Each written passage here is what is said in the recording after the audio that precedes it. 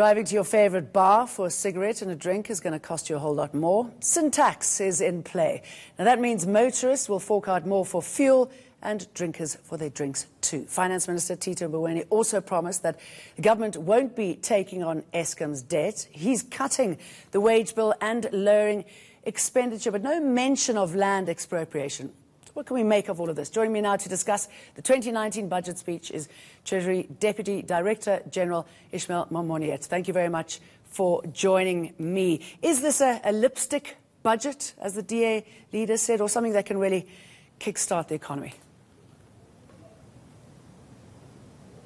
Well, I don't know what he means by a lipstick budget, but I think it certainly is a tough budget. You know, the circumstances have been tough, and the shock that we've got on the restructuring of Eskom and so on does require funds from the fiscus, 23 billion rands a year for the next 10 years. So it's difficult to shift expenditure and be able to make sure that we keep our deficit and debt to GDP ratio sort of stable. I mean, SOE is obviously a focus. He zeroed in on Eskom, as we suspected he would. He's promising 23 billion a year for the next 3 years to financially support its reconfiguration. He also says that putting money into it is like pouring water into a sieve. I mean, how far can this go, and where's the money going to come from? Okay, no, I think that, yes, he has said that, and, you know, obviously we're going to be putting, like you say, 23 billion a year, not just for the next 3 years, I should say, it's for the next 10 years. It will be subject to conditions, and that's why it won't be like a sieve. It's not just giving money. I think Eskom has to sort itself out. The President in the State of the Nation address did talk about dividing it or having 3 divisions for generation, transmission and distribution. So those sorts of reforms will need to take place. In terms of where it's going to be funded, well, what we were able to do was to reduce the estimates for the next 3 years for a number of types of expenditure, and to shift expenditure towards Eskom. We did have a revenue gap of 15 billion, and we needed to raise this obviously on the tax side, and we achieved that by literally keeping personal income tax as is. We didn't adjust for inflation as much as we would normally do. Okay, let me pick up on that. You say, you know, keeping income tax, excuse me, jumping in here, keeping it as before, but actually it's been described as bracket creep, and it's as ominous as it sounds. I want to know how that works, because if I, say, get a raise at the end of the year and I go into another bracket, I could actually be walking away with less, couldn't I? No, you won't. You won't get less than what you got. So if you did move into another bracket because of an annual increase, what will happen is the amount above that bracket would be taxed at a higher rate than what you were before. The bit that you earned before will still be within the same bracket and will still be at the same rate. So yes, on the margin, it will be a small increase.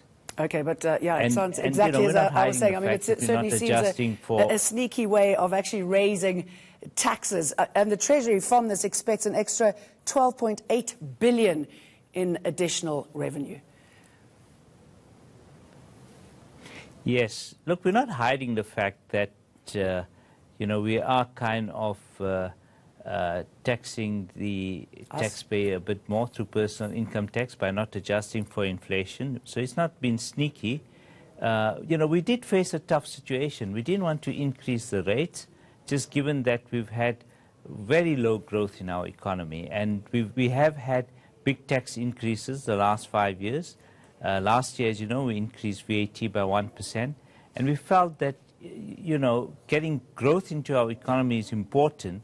And what's the least bad way of doing so? So, you know, it's not great to do it this way, but it's the least bad way of doing so. Least bad way for whom? Okay, you say, you know, 1% increase, so we've got a whole year into the 15% VAT era. What impact has that had on the economy? Has it worked as it was expected to? Yes, look, VAT has raised more funds for the fiscus, so it's worked as anticipated. But what we also found was that, you know, there's been problems at SARS with regard to tax administration. As you would have seen with Judge Nugent's, the Commission's report, that, you know, for example, on the issue of VAT refunds, these weren't being paid out. And in October, during the medium-term budget policy statement, we announced that SARS would begin to pay these out timelessly. In fact, they paid much more than we even estimated at that point. They paid out 28 billion rands. Do you think that's why tax revenue is down total, by 15%? Could that be contributing to that figure? Yes, we think that's about half of the reason why tax revenue is down. The other half is that, you know, the administration weaknesses at SARS are an issue, and these of course are being addressed. Part of it, of course, is that Judge Nugent did advocate certain steps. So, for example, we are in the process of getting a new commissioner as soon as possible. That would certainly help to get SARS right, because they do need some permanent leadership. And secondly, just to do some obvious things, which inexplicably the last commissioner did, which is to literally fragment and do away with the large business center, not to take action against illicit cigarettes or tobacco and so on. And, you know, SARS has begun to take these steps so that we get back that revenue. And as you might have seen from the action yesterday, they've also begun to raid those who are alleged to be not paying their taxes and getting away with illegal tobacco. Okay, let's talk about what the EFF leader, Julius Malema, says. He's not moved by the speech. He said that no mention was made of land expropriation. I think that it was flat. He's got nothing to offer. And he just repeated exactly what he said in the past. No clear plans on job creation. No clear plans on what's going to happen to the land expropriation, because we are busy expropriating the land. He did not reduce the VAT to 14%, and he did not introduce sovereign fund. And it's very clear that the minister doesn't know how to take South Africa out of these difficult challenges. Do you think he should have made a statement about this? Was he eyeing the investor here? What happened there? Look, as you know, just on the land issue, there is a process that's going through. From a budget perspective, how much money will it cost and when will it cost us, you know, are the issues. So there are some amounts budgeted for it. I mean, the budget is just meant to fund programs of government, which are clearly specified. I think just some of the other points that are made, I mean, there was, you know, we certainly didn't promise that VAT would be reversed or anything like that. I think last year we pointed out that government does need funding. And yes, to get that, I mean, the tax increase, in my view, is pretty much permanent. And if we weren't to do that, our deficit would be much higher. Our debt to GDP would creep. I mean, we're looking at it stabilizing at 60%. If that's, you know, is not stable, not only will we get a ratings downgrade, but it does put us on a dangerous path. So I'm not sure whether, you know, the policies that have been espoused in that case really would get us the kind of outcome that we want. I want to take you back. I mean, yesterday we heard at the State Capture Inquiry the former National Treasury's economist talking about the impact that removing the finance minister's 3 and 4 days had on the economy 3 years ago. I mean, we've moved along so much, haven't you? What sort of picture do you have of what we've achieved? Look, I think as the State Capture Commission or the evidence that's come out, and I look at my former boss, the former Director General, Nungiza Fuzile, was on this week.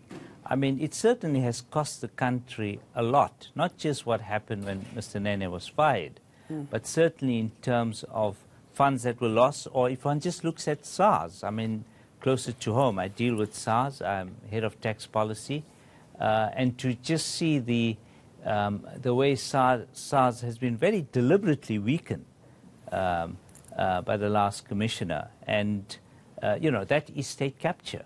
And that's what we are confronting. And unfortunately, it's going to cost a bit of money to get things back to where they should be. Back into jobs and our reputation back. Ismail Momoniat, thank you very much for talking to us. Well, 23 billion rand a year until Eskom is sorted. That's the Finance Minister's outlining the President's Save Eskom plan. But what of the other state-owned enterprises that have failed? SAA gets 6.2 billion rand. That's up next. But first, here's a look at your international weather forecast.